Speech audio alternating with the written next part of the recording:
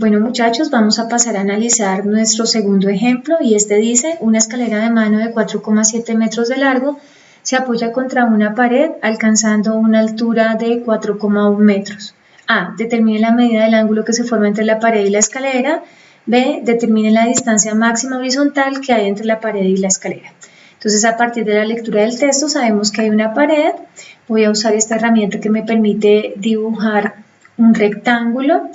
Y a esta pared se apoya una escalera. Voy a dibujar entonces un segmento horizontal que va a salir de la pared y que va a representar el suelo, y voy a dibujar también dos segmentos oblicuos que van a hacer el efecto de nuestra escalera de mano, y a continuación voy a dibujar un segundo segmento también oblicuo que va a hacer el efecto de nuestra escalera de mano.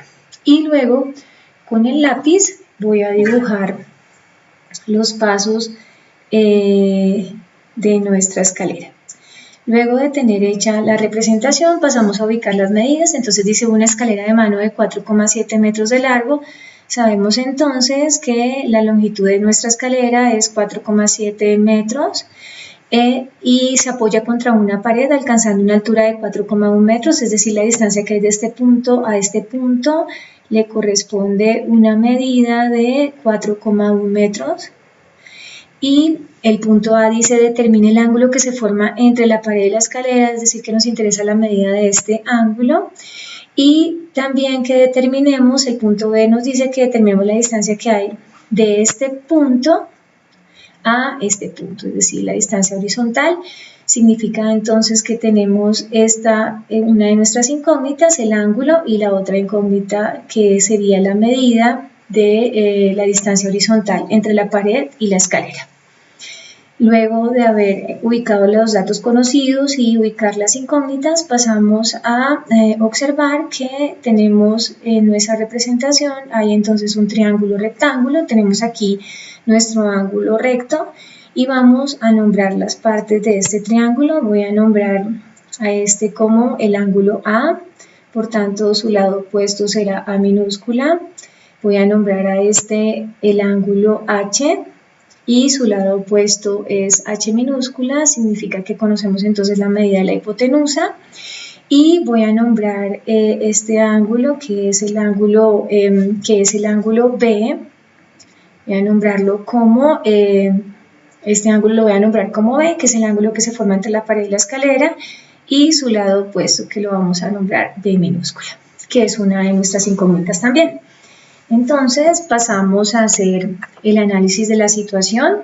Para resolver el punto A necesitamos determinar la medida del ángulo B, del cual conocemos el cateto adyacente, que sería la medida del cateto A, y conocemos la hipotenusa. Entonces, por la definición de coseno, sabemos que el coseno es la razón trigonométrica que relaciona estos dos lados del triángulo. Tenemos entonces que el coseno de un ángulo cualquiera es igual a la división o a la razón entre el cateto adyacente y la hipotenusa, razón por la cual esa resultaría ser nuestra razón trigonométrica pertinente, dado que conocemos el cateto adyacente del ángulo B y conocemos la medida de la hipotenusa.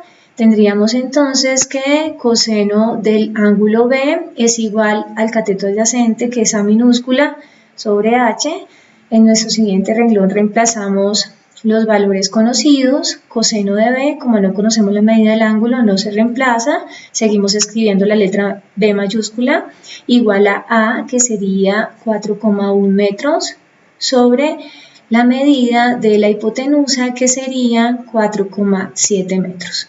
En este paso cancelamos las unidades, es decir, los metros, y en nuestro siguiente renglón vamos a aplicar la función inversa coseno, que como ya sabemos tiene el objetivo de cancelar coseno y dejar solo la medida del ángulo.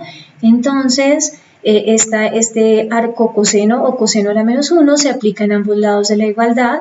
Tendríamos entonces coseno a la menos 1 coseno de B igual a coseno a la menos 1, abrimos paréntesis, de la división entre 4,1 dividido entre 4,7. Cancelamos coseno a la menos 1 con coseno por ser inversas y tendríamos entonces que nuestro ángulo B sería igual al coseno a la menos 1 de 4,1 dividido entre 4,7.